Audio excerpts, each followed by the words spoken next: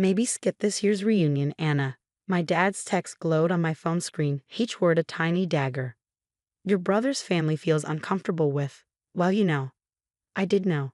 I made things awkward by not fitting into their perfect family narrative.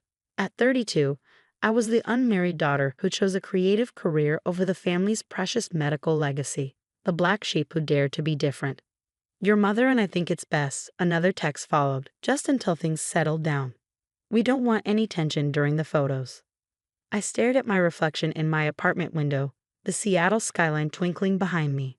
5 years ago, their words would have crushed me.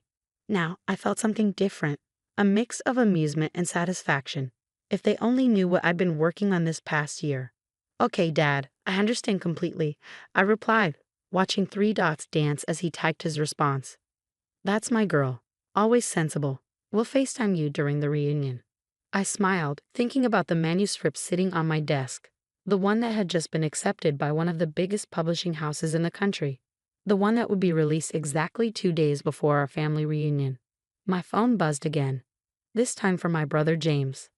Hey sis, no hard feelings about the reunion, right? Karen just thinks it's better if we keep things harmonious. The kids are at an impressionable age.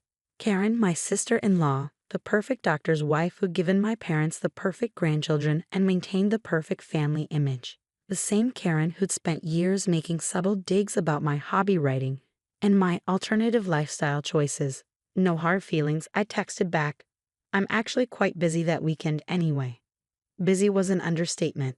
I'd be on a national morning show discussing my book, a memoir about growing up in a family obsessed with appearances, about breaking free from toxic expectations, and about finding success on your own terms. My editor had called it brutally honest and refreshingly real. The advance reviews were already creating buzz in literary circles. A stunning debut that peels back the layers of family dysfunction with surgical precision, one critic wrote. The irony of that medical metaphor wasn't lost on me. I walked to my desk, running my fingers over the final proof copy, The Perfect Image, a memoir of breaking free by Anna Chin. My family didn't know I'd been writing it. They didn't know about the book deal, the upcoming publicity tour, or the film rights already being discussed. They'd spent so long dismissing my writing as a hobby, they'd never bothered to ask what I was working on. Even when I quit my corporate job last year to focus on my writing, they just sighed and asked when I was going to get serious about my life. My phone lit up with a message from my mother. Anna, dear, I know you're disappointed about the reunion, but try to understand. Your choices, they just don't align with our family values. Maybe if you follow the path we laid out for you. I left her message unread. Instead, I opened my laptop to check the morning show schedule. I'd be on right after the weather report, prime viewing time. The same time my family usually had their morning coffee. The same coffee shop where Karen held court every morning with other doctors' wives, the TV always on in the background. The same time my parents religiously watched their morning news while preparing for their day at the hospital. My phone buzzed again. This time it was my agent. Advance copies are being sent to major reviewers tomorrow. Your family hasn't gotten wind of this yet. No, I replied. They're too busy planning their perfect family reunion. Well, they're in for quite a surprise. The publisher wants to push up the release date by a day. That okay? I thought about my family gathering, about the carefully orchestrated photos they'd plan, about Karen's smug smile as she played the perfect daughter-in-law. Perfect, I typed back. Absolutely perfect. I poured myself a glass of wine and walked to my window, watching the sunset paint the sky in brilliant oranges and pinks. In just a few weeks, everything would change. My story would be out there. Not just mine, but the story of every person who'd ever felt suffocated by family expectations. My phone buzzed one final time. A group text from Karen to the family. Just finalized the reunion schedule. Matching outfits for the photos, formal dinner, and Dad's speech about the Chen medical legacy. This year will be perfect. I raised my glass to the Seattle skyline. Yes, Karen, I whispered. This year will be absolutely perfect. The morning of my book release, I sat in the green room of the National Morning Show, watching the makeup artist add final touches. My phone had been buzzing nonstop since midnight when the first online reviews dropped. I turned off notifications from my family members, but my agent kept forwarding me screenshots of their frantic messages in various family group chats. Is this some kind of joke? Has anyone actually read this? Anna, what ADVU do you want? Karen had apparently discovered the book during her morning social media scroll. Right as it hit #1 on Amazon's new releases, her perfectly curated Instagram feed was now filled with angry comments about my betrayal. 5 minutes, Ms. Chen, a production assistant called out. I smoothed down my red dress, deliberately chosen to stand out against the beige and pastels my family preferred, and checked my reflection one last time. You're trending on Twitter, my agent whispered, showing me her phone. #perfectimage was mentioned 50,000 times in the last hour. The publisher is already talking about a second printing. I nodded, thinking about how my family would be watching this. Mom and Dad in their breakfast nook, Karen at her usual coffee shop table, James probably seeing it on the hospital break room TV. The segment started exactly as planned. The host, Sandra Mills, held up my book with its striking cover, a cracked family portrait with perfect smiles. Our next guest has written what critics are calling the most searing family memoir of the year. Please welcome Anna Chen, author of The Perfect Image. I walked out, smiled, and sat down, the cameras catching my calm demeanor. Anna, this book, it's extraordinary, Sandra began. You write about growing up in what looked like the perfect family from the outside. Successful parents, prestigious medical legacy, picture-perfect holidays. But underneath, I continued, was a family obsessed with appearances, where children weren't allowed to be themselves, where success was measured only by following a predetermined path, and where those who dared to be different were slowly but systematically excluded. Like you were recently excluded from your family reunion? I smiled, knowing this would hit home. Yes, exactly like that. I was told I made things awkward by not fitting their perfect image. My career choice, my lifestyle, my refusal to pretend, it all threatened their carefully constructed facade. And they don't know you're here today. They didn't know about the book until this morning. They spent so long dismissing my writing as a hobby that they never bothered to ask what I was working on. It's actually quite symbolic of our entire relationship, their refusal to see me as I am, rather than who they wanted me to be. The interview continued, each question allowing me to dismantle the perfect image my family had maintained for decades, not with anger or bitterness, but with calm clarity and undeniable truth. Your brother's wife features prominently in the book, Sandra noted. You describe her as the ultimate enforcer of family perfection. Karen represents everything our family values: conformity, appearances, social status. She's not the villain of the story, she's just another player in a system that prioritizes image over authenticity. My phone vibrated in my pocket. A text from James. Do you have any idea what you've done to Karen? She's crying in Starbucks. I ignored it as Sandra held up the book again. There's a particularly powerful chapter about your decision to leave medicine for writing. Yes, I nodded. My parents had my future planned since birth: follow them into medicine, marry the right person, have the right children, maintain the legacy. When I chose writing instead, they treated it as a personal betrayal. They never once asked if I was happy, only how it would look to their friends. By the time the segment ended, my social media following had doubled. The publisher called. They were rushing more copies to stores to meet demand. My agent was fielding calls from talk shows and book clubs. But it was the text from my mother that caught my attention. Your father and I are very disappointed. We raised you better than this. The reunion is in 2 days. How could you embarrass us like this? I typed back. I'm not embarrassing you, Mom. I'm just telling my truth. The truth you never wanted to hear. Then came Karen's message. You've ruined everything.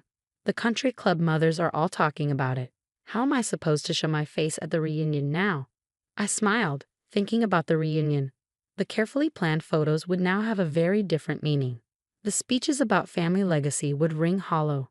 The perfect image they'd worked so hard to maintain had cracked, revealing the truth underneath. My agent touched my arm. Ready for the bookstore signing? There's already a line around the block. I stood up, gathering my things. You know what's funny? I said. They excluded me from the reunion because I made things awkward. Now I've made things more than awkward. I've made them real. As we walked out, my phone lit up with one final message, this time from James. Mom and Dad are talking about canceling the reunion. Karen's threatening to leave town. What exactly was your endgame here, Anna? I typed back 3 words. just being authentic. Then I walked out to meet my readers, leaving the perfect image behind.